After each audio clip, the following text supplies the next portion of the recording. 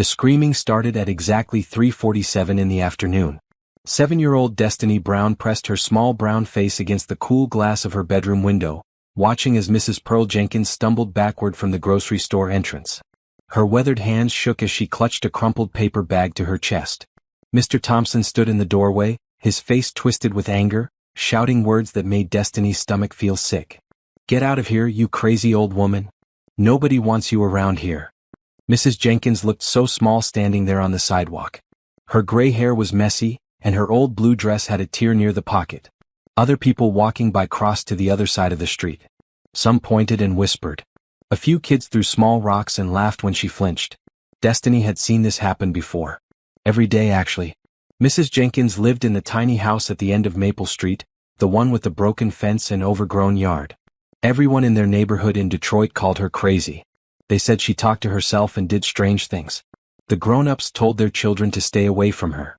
But something about the way Mrs. Jenkins looked today made Destiny's heart hurt. The old woman wasn't acting crazy at all. She was crying. Real tears rolled down her dark, wrinkled cheeks as she slowly walked away from the store. "Destiny, baby, come away from that window," called her mama, Grace, from downstairs. Grace worked 2 jobs, cleaning offices at night and helping at the community center during the day. She was always tired, but she always had time for Destiny. "Mama, why is everyone so mean to Mrs. Jenkins?" Destiny asked as she came down the stairs. Their small house smelled like the cornbread Grandma Lucille was making in the kitchen. Grace paused from folding laundry on the couch. Her hands stopped moving and she got that look on her face she got when she was thinking hard about something. Some people are scared of what they don't understand, baby. And sometimes people believe stories that aren't true. What kind of stories? Grandma Lucille came into the living room, wiping her hands on her apron. At 72 she was the wisest person Destiny knew. Her hair was white as cotton, and her eyes were kind but sharp. She sat down next to Destiny on the couch. "Child, Mrs. Jenkins has been living in this neighborhood for 40 years. But about 10 years ago, something happened that changed how people see her." "What happened, Grandma?" Grace and Grandma Lucille looked at each other in that way grown-ups do when they're deciding if a child is old enough to hear something important. "There was a fire," Grandma Lucille said slowly, "at the old community center on 5th Street. Mrs. Jenkins was there that night, and afterward people started saying she caused it. They said she was acting strange, doing weird things." "Did she cause it?" "Nobody knows for sure what really happened," Grace said. "But people started treating her different after that. They stopped talking to her. Stopped being friendly. Some folks even started spreading rumors that she was dangerous." Destiny thought about this while she watched her mama fold tiny socks and shirts. Mrs. Jenkins didn't look dangerous. She looked lonely and sad. "Can I ask you something, baby?" Grandma Lucille said, putting her arm around Destiny's shoulders. "What do you think Jesus would do if he saw someone being treated mean like that?" This was easy. Destiny had been going to Sunday school at New Hope Baptist Church since she could walk. He would be kind to them. He would help them. That's right. And what does the Bible say about how we should treat our neighbors? Love them like we love ourselves. Grandma Lucille smiled and kissed the top of Destiny's head. "You're a smart girl. Now, why don't you help me finish that cornbread?" Later that evening, after dinner and homework, Destiny lay in her bed thinking about Mrs. Jenkins. Through her window, she could see the old woman's house at the end of the street. One small light was on in the front room. Destiny wondered what Mrs. Jenkins was doing in there all by herself. Was she lonely? Was she hungry? Was she scared? The next morning, Destiny walked to school like always, but this time she paid attention to Mrs. Jenkins' house. The yard was full of weeds and the mailbox was crooked. But she noticed something else. There were flowers planted by the front steps. Not fancy flowers, but colorful ones that looked like someone cared for them.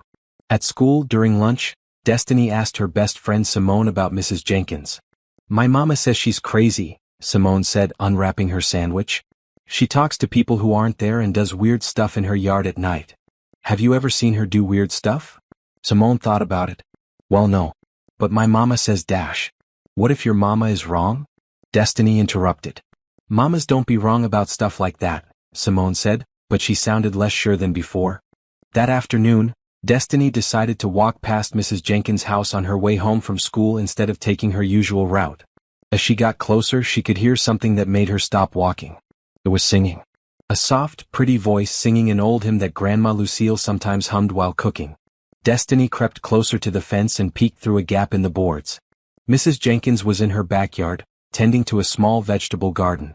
She was singing Amazing Grace, while she watered tomato plants and pulled weeds. She moved slowly but carefully, like she loved what she was doing. This didn't look crazy to Destiny. This looked like someone who cared about growing things.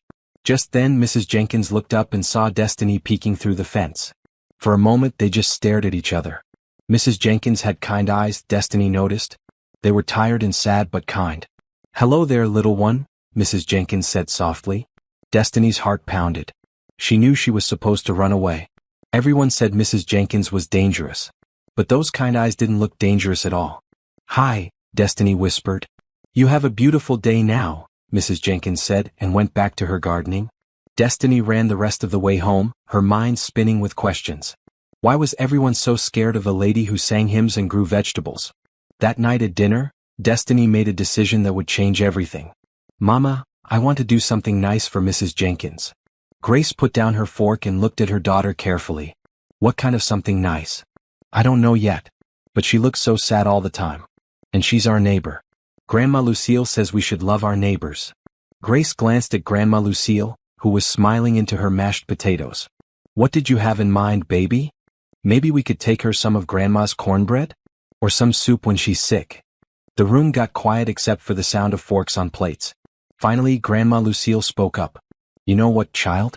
I think that's exactly what we should do. In fact, I think it's what we should have been doing all along." Grace looked worried. "Mama, you know how people talk. If they see us being friendly with Mrs. Jenkins dash. Let them talk," Grandma Lucille said firmly. "Since when do we let other people's gossip stop us from doing what's right? That woman has been hurting for 10 years, and not one person in this neighborhood has shown her kindness. It's about time someone did." Destiny felt a warm feeling spread through her chest. This was what it felt like when you knew you were about to do something important. "Can we start tomorrow?" she asked. "We can start tomorrow," Grandma Lucille said.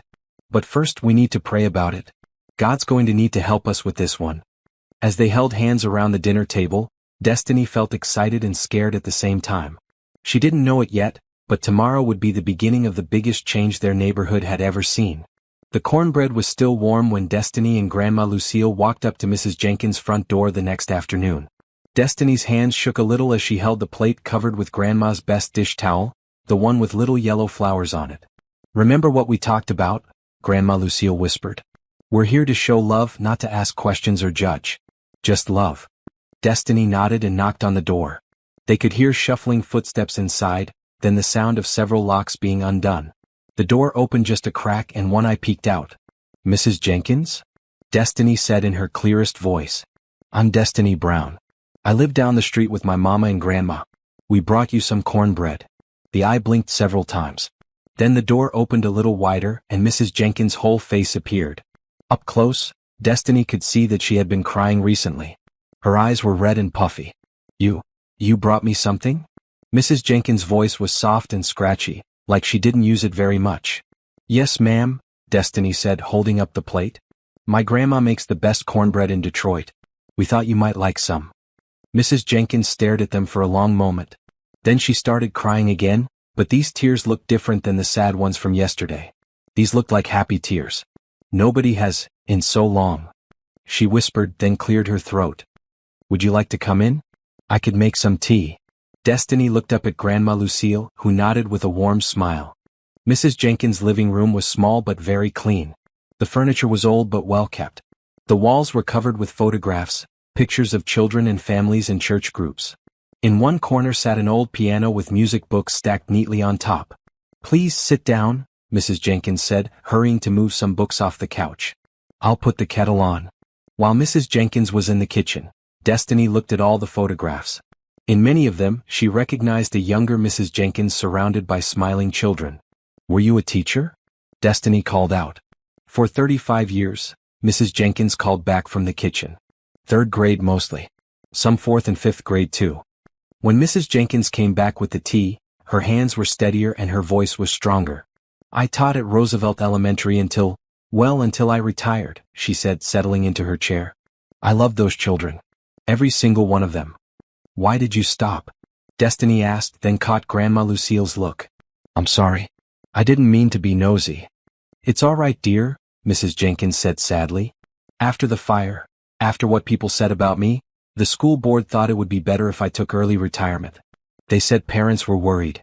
What really happened that night? Grandma Lucille asked gently. Mrs. Jenkins was quiet for a long time, sipping her tea with shaking hands. Finally she spoke. I was working late at the community center. We were getting ready for the children's Christmas play. I was there alone, organizing costumes and props. When I left around 9 o'clock, everything was fine. But 2 hours later, the building was on fire. She paused and looked out the window. The next day, people started saying they saw me acting strange that evening. They said I was talking to myself and carrying things out of the building before the fire started. They said maybe I said it on purpose. Did you? Destiny asked quietly. No, baby. I would never hurt anything that brought joy to children. That community center was where we held Sunday school classes, youth programs, after-school help sessions. It was my second home. Grandma Lucille reached over and patted Mrs. Jenkins' hand. We believe you. Mrs. Jenkins looked up with surprise. You do? Course we do. Anyone can look at this house, look at your garden, look at how you take care of things and see that you're not someone who destroys. You're someone who builds up. They spent the next hour talking about Mrs. Jenkins' garden, her years of teaching, and her memories of the neighborhood when it was friendlier. Destiny learned that Mrs. Jenkins had helped dozens of struggling students learn to read, had organized neighborhood cleanup days, and had volunteered at the food bank every Saturday for 20 years. Why don't people remember all the good things you did? Destiny asked. Fear makes people forget, Mrs. Jenkins said sadly. When something bad happens and people are scared, they want someone to blame. It's easier to blame someone who's different, someone who doesn't have many friends to defend them. As they were getting ready to leave, Destiny noticed something that made her heart hurt. Mrs. Jenkins' refrigerator was nearly empty, and her cabinets looked bare too. Mrs. Jenkins, when was the last time you went grocery shopping? Oh, Mr. Thompson doesn't like me coming in his store anymore. And the bus to the other stores? It's hard for me to carry bags on the bus with my arthritis. Grandma Lucille and Destiny looked at each other. What if we helped you with that? Grandma Lucille offered. We could go shopping together or pick things up for you when we go. Mrs. Jenkins started crying again. You would do that for me? But people will see you with me. They'll start treating you badly too. Let them, Destiny said firmly, sounding just like her grandma. If they want to be mean to us for being kind to you, then they're the ones with the problem. That evening at dinner, Destiny couldn't stop talking about Mrs. Jenkins. Mama, she was a teacher for 35 years. And she has pictures of all her students, and she grew up right here in Detroit, and she plays piano, and she's been volunteering at the food bank forever. Grace listened while she ate her chicken and rice. Sounds like you learned a lot about her. She's not crazy, Mama. She's just lonely and sad because people are mean to her. And she doesn't have enough food because Mr. Thompson won't let her shop at his store. Grace put down her fork. He won't let her shop there? She has to take the bus to other stores, but it's hard for her because of her arthritis.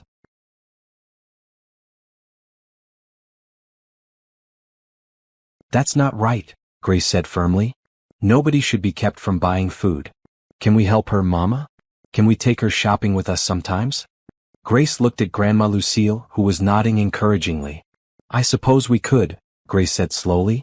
But Destiny, you need to understand something. If we start being friends with Mrs. Jenkins, some people in this neighborhood might not like it. They might start saying mean things about us too. Destiny thought about this for a moment. Would you rather have people like you for being mean, or have people be mad at you for being kind? Grace smiled and reached over to squeeze her daughter's hand. When did you get so wise? I learned it from you and Grandma Lucille. The next morning, Destiny woke up with a plan. She was going to ask Mrs. Jenkins to teach her piano. She was going to invite her to church. She was going to make sure Mrs. Jenkins had everything she needed. But first she was going to talk to Simone and the other kids at school. Maybe if they knew the truth about Mrs. Jenkins, they would stop being afraid of her. As Destiny walked to school that morning, she felt like she was carrying something important inside her chest. It was the feeling of knowing you're about to make a difference in someone's life. She just didn't know yet how much Mrs. Jenkins was about to change her life in return. 2 weeks had passed since Destiny first knocked on Mrs. Jenkins' door, and already their friendship had become the most important part of both their days. Every afternoon after school, Destiny would stop by for piano lessons. Mrs. Jenkins was an amazing teacher, patient and encouraging. Her old piano was perfectly tuned, and she knew hundreds of songs by heart. Your fingers are getting stronger, Mrs. Jenkins said as Destiny practiced scales. Soon you'll be ready for Amazing Grace. It was always my favorite to teach the children. Destiny smiled and kept playing. She loved these quiet afternoons in Mrs. Jenkins' living room, with sunlight streaming through the clean windows and the smell of whatever Mrs. Jenkins was growing in her garden drifting in from outside. Mrs. Jenkins, can I ask you something? Of course, dear. Why do you have so many pictures of children, but no pictures of your own family? Mrs. Jenkins' hands stopped moving on the piano keys. She was quiet for so long that Destiny wondered if she shouldn't have asked. I never had children of my own, Mrs. Jenkins said finally. My husband died in Vietnam when we were very young before we could have a family. After that, all my students became my children. Every one of them was special to me. Do any of them still visit you? Mrs. Jenkins shook her head sadly. After the fire, after the rumors started, their parents didn't want them around me anymore. Children I had taught and loved for years were told to stay away from me. Destiny felt angry bubbling up in her chest. It wasn't fair. None of this was fair. Well, I'm not staying away, she said firmly. And neither is my family. That weekend, Grace took Mrs. Jenkins grocery shopping for the first time in months. They went to the big supermarket across town where nobody knew them. Mrs. Jenkins was so happy to pick out her own fruit and vegetables that she nearly cried in the produce section. I forgot how good fresh apples smell, she said, holding one up to her nose. At church on Sunday, Grandma Lucille did something that surprised everyone. During testimony time, when members could share what God had been doing in their lives, she stood up. I want to tell y'all about something that's been weighing on my heart, she began. We got a sister in our neighborhood who's been hurting for a long time. Mrs. Pearl Jenkins. Some of y'all might know her name, might have heard stories about her. The church got very quiet. Destiny could see people looking at each other with raised eyebrows. Well, my granddaughter and I have gotten to know Sister Jenkins, and I want to tell you something. She's one of the most godly, kindest women I've ever met. She spent 35 years teaching children, 20 years volunteering at the food bank, and I don't know how many years playing piano for church services before she moved to our neighborhood. Destiny held her breath. This was the moment everything would change. But for 10 years now, she's been living like an outcast because of rumors and fear. And I'm ashamed to say we all let it happen. We let gossip and fear keep us from loving our neighbor like Jesus told us to. Pastor Williams, a man Destiny had known all her life, leaned forward in his pulpit chair. What are you saying, Sister Lucille? I'm saying it's time we acted like Christians instead of just talking like Christians. It's time we reached out to Sister Jenkins and showed her the love of Jesus. After church, people came up to Grandma Lucille with questions. Some seemed interested in helping. Others looked worried or disapproving. But Destiny noticed that several people asked for Mrs. Jenkins' address. That afternoon, something wonderful happened. Mrs. Beatrice Washington from the church showed up at Mrs. Jenkins' door with a sweet potato pie and an apology. I'm sorry I believe stories without getting to know you myself, she said. Lucille Brown set me straight and I wanted to make things right. Mrs. Jenkins invited her in and they spent 2 hours talking and laughing. When Mrs. Washington left, she hugged Mrs. Jenkins goodbye and promised to come back. But not everyone in the neighborhood was happy about the changes. On Monday afternoon, as Destiny was walking to Mrs. Jenkins' house for her piano lesson, Mr. Thompson stopped her on the sidewalk. Little girl, I need to talk to you, he said sternly. People are saying your family is spending time with that crazy old woman. That's not safe for a child. She's not crazy, Destiny said politely but firmly. She's nice. She used to be a teacher.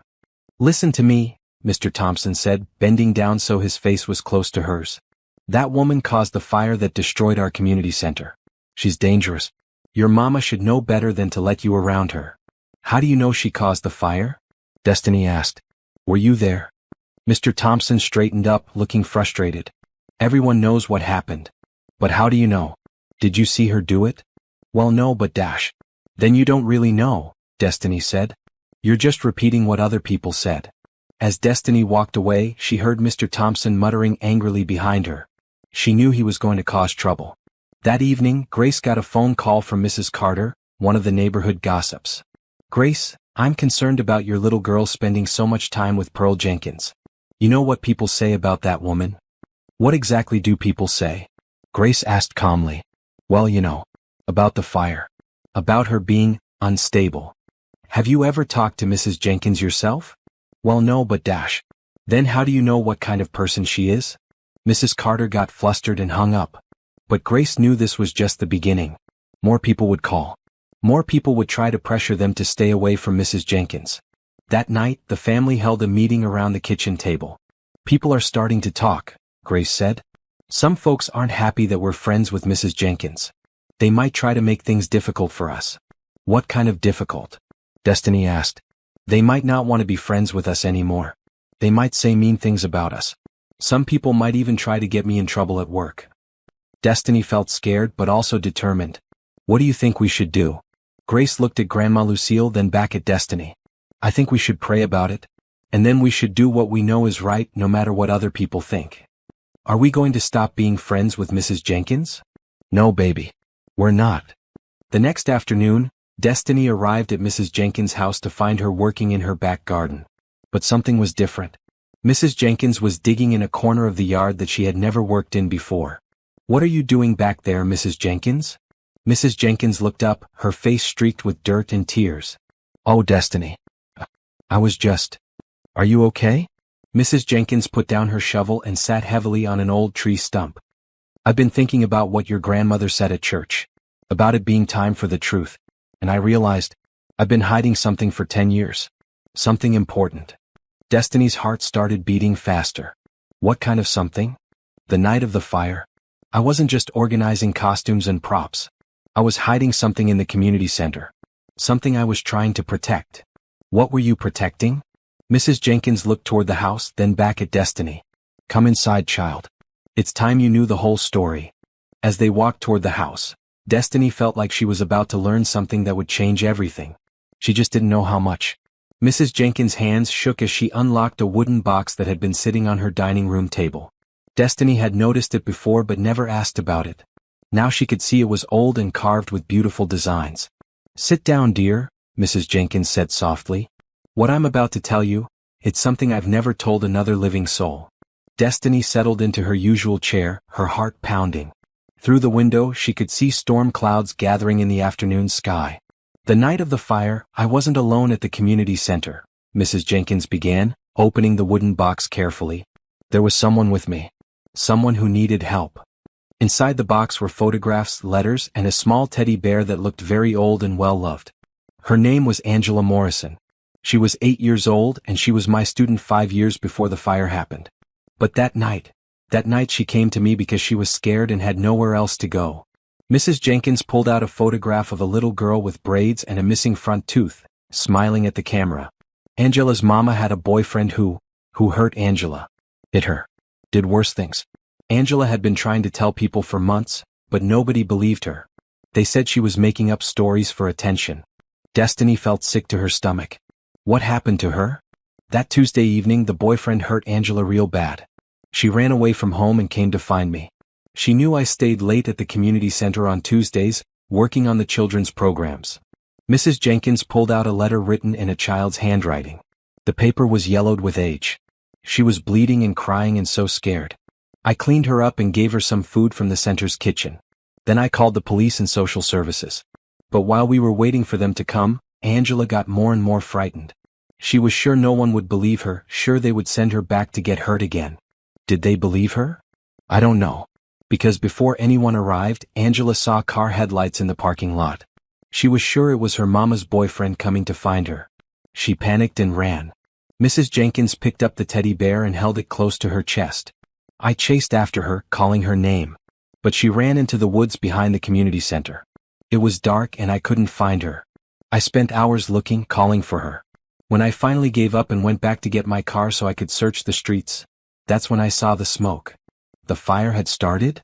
The electrical system in that old building was always having problems.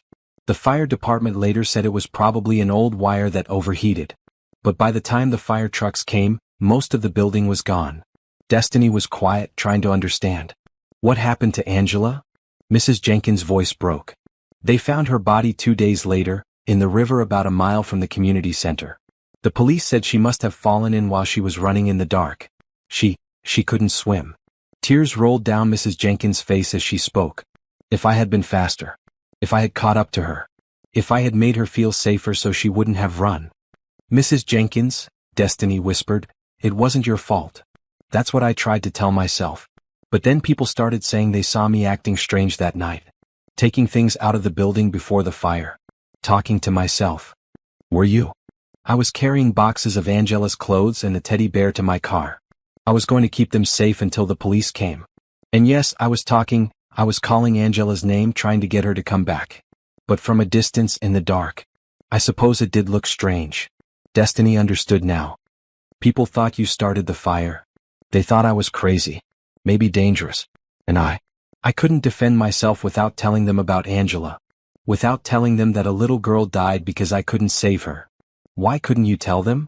Mrs. Jenkins looked out the window at the gathering storm. Because Angela made me promise. Before she ran, she made me promise not to tell anyone she had been there. She was so scared that people would blame her for the fire, or that her mama's boyfriend would find out she had tried to get help.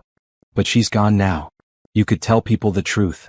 For 10 years I've been trying to decide if I should. But every time I thought about it, I remembered that scared little girl begging me not to tell. How could I break a promise to a child who died? They sat in silence for a few minutes, listening to the first drops of rain hit the windows. Mrs. Jenkins, Destiny said finally, maybe Angela wouldn't want you to keep suffering for her. Maybe she would want people to know the truth so they would stop being mean to you. Do you think so?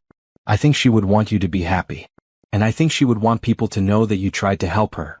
Mrs. Jenkins wiped her eyes with a tissue. There's something else, dear. Something I've been working on for 10 years. She pulled out a thick folder from the bottom of the wooden box. I've been researching Angela's case. Reading everything I could find about her family, about what happened to her mama's boyfriend. And I found out something important. What? He's in prison now. Has been for 7 years. Turns out Angela wasn't the only child he hurt. Other families came forward and he got sent away. But it was too late for Angela. Mrs. Jenkins opened the folder and showed Destiny newspaper clippings and court documents. If I had been able to save Angela that night, if she had lived to tell her story, maybe she could have helped put him away sooner. Maybe she could have saved other children from getting hurt. Destiny felt a strange mix of sadness and anger and hope. So what are we going to do? Yes, we. You're not alone anymore, Mrs. Jenkins. You have me and Mama and Grandma Lucille. And maybe some other people too if they know the truth. Mrs. Jenkins started crying again, but these were the good kind of tears. I've been thinking about talking to Pastor Williams. Maybe asking him to help me tell the community what really happened. But I'm scared, Destiny. What if people don't believe me? What if they think I'm making it up to make myself look better? Then they're wrong and eventually they'll figure that out. But what if they do believe you? What if telling the truth helps you stop feeling so sad and guilty? Just then there was a knock at the front door. Mrs. Jenkins and Destiny looked at each other with surprise. Very few people ever came to visit. Mrs. Jenkins opened the door to find a young woman standing on the porch, soaking wet from the rain. Mrs. Jenkins? My name is Sarah Chin. I'm a social worker and I was hoping I could talk to you about something important. Mrs. Jenkins invited her in and offered her a towel. I'm sorry to bother you, Sarah said, but I've been working on some old cases trying to help families get closure. I came across the name Angela Morrison, and several people told me you might have known her. Mrs. Jenkins went very still. Destiny reached over and took her hand. What do you want to know about Angela? Mrs. Jenkins asked carefully. I'm trying to piece together what happened to her the night she died. Her case was never fully investigated because everyone assumed she just accidentally fell in the river. But recently, some new information has come to light about her home situation. Information that suggests she might have been running away from something. Mrs. Jenkins looked at Destiny, then back at Sarah. What kind of new information? Her mother's ex-boyfriend was recently convicted of child abuse involving other victims. During his trial, he mentioned Angela's name.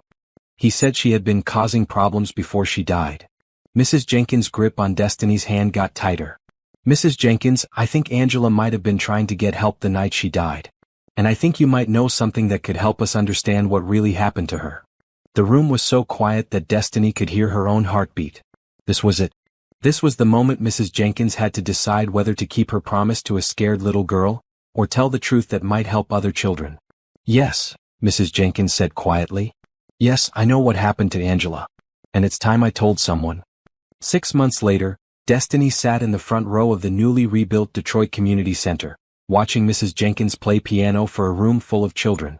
The building was beautiful, bigger and brighter than the old one, with modern safety systems and cheerful yellow walls covered with children's artwork. But the most beautiful thing was seeing Mrs. Jenkins smile again. Really smile, the kind of smile that reaches all the way to your eyes. After Mrs. Jenkins told Sarah Chin the truth about Angela's last night, everything changed. Sarah had helped Mrs. Jenkins contact the police and give an official statement. The case was reopened, and for the first time in 10 years, people learned what really happened.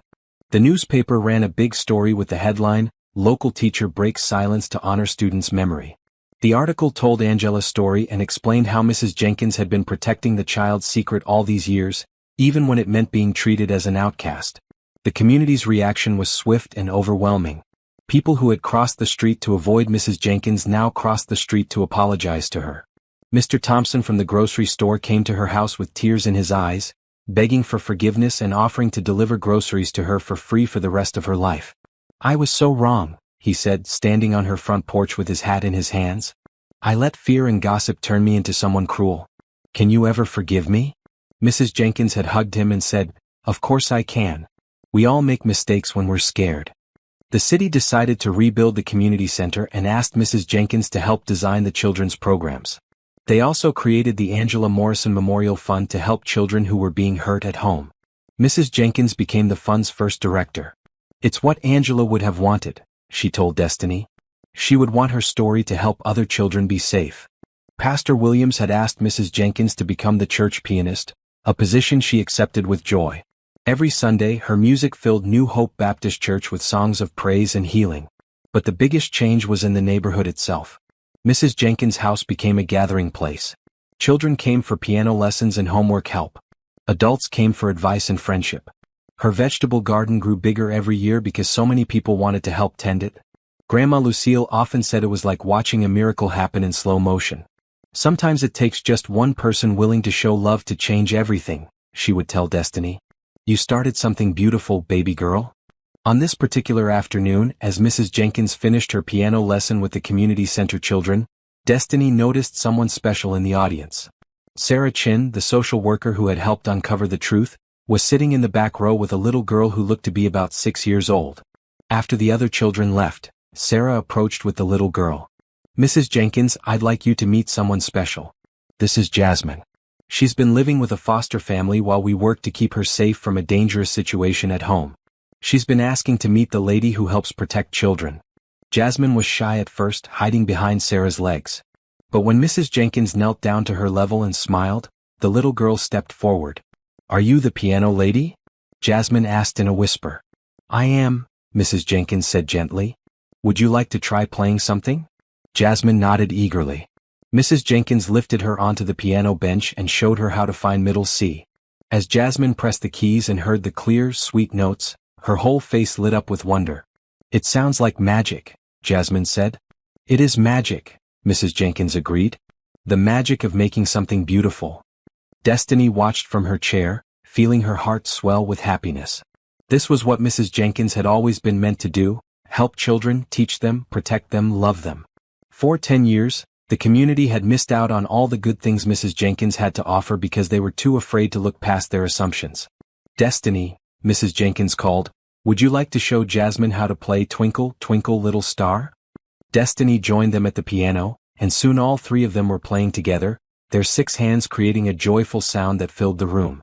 As they played, more people began to arrive for the evening community meeting. Destiny saw her mama and Grandma Lucille come in, followed by Mrs. Washington, Pastor Williams, and dozens of other neighbors. Even Mr. Thompson was there, carrying a box of fresh fruit to share. The meeting was about planning the community center's first annual Angela Morrison Day, a day dedicated to child safety awareness and celebrating the importance of listening to children and believing them when they ask for help. "We want every child in this city to know that there are adults who will believe them and protect them," Pastor Williams announced.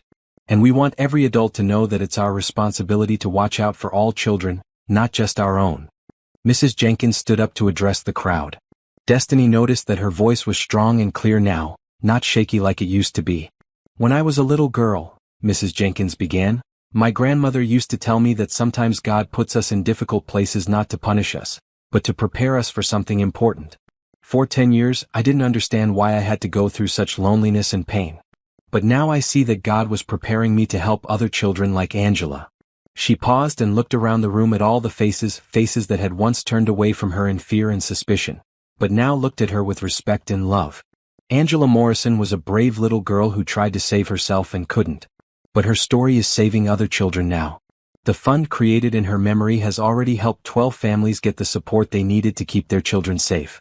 The awareness programs we're starting will teach hundreds of children that they have a voice and that adults will listen. The room was completely quiet except for the sound of people wiping away tears. I want to thank this community for teaching me about forgiveness and second chances. And I especially want to thank the Brown family, Grace, Lucille, and especially little Destiny, for showing me that love is stronger than fear. Everyone turned to look at Destiny, who felt her cheeks get warm. She hadn't done anything special. She had just been kind to someone who needed kindness. But as she looked around the room at all the people who were now working together to make their community better, she realized that sometimes small acts of kindness really could change the world. After the meeting, as people were cleaning up and saying goodbye, Jasmine tugged on Destiny's sleeve. "Can I ask you something?" the little girl whispered. "Sure. How did you know Mrs. Jenkins was nice when everyone else thought she was scary?" Destiny thought about it for a moment. "I looked at her eyes," she said finally. "Mean people have mean eyes. But Mrs. Jenkins has kind eyes. And I figured if Jesus was here, he would be nice to her, so I should be nice to her too." Jasmine nodded solemnly as if this made perfect sense. As Destiny walked home with her family that evening, she felt grateful for so many things. She was grateful that Mrs. Jenkins was happy now. She was grateful that other children like Angela would be safer because people were paying attention. She was grateful for her mama and grandma Lucille, who had taught her to love people even when it was hard. But mostly she was grateful that she had learned one of the most important lessons of her life. That every person has a story and every person deserves to be treated with kindness until you know what their story is. "Destiny," Grandma Lucille said as they reached their front porch, "do you know what I'm proudest of?" "What?" "I'm proud that when you saw someone hurting you didn't walk past. You stopped and helped. That's what love looks like in action." That night, as Destiny lay in bed, she could hear the sound of piano music drifting through her window. Mrs. Jenkins was playing hymns like she did every evening now. But tonight the music sounded different. It sounded like celebration. It sounded like joy. It sounded like hope. And in her heart, Destiny knew that somewhere, somehow, Angela Morrison was smiling too.